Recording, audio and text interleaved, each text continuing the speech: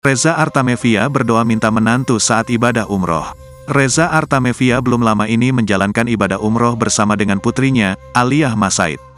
Ketika disinggung soal doa minta menantu, Reza Artamevia menjawab bahwa itu satu di antara doa yang ia panjatkan.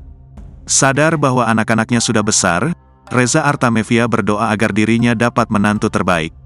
"Oh, semua jelas, doa dapat mantu," ujar Reza Artamevia di kawasan Kemang, Jakarta Selatan, Rabu, tanggal 24 Januari tahun 2024.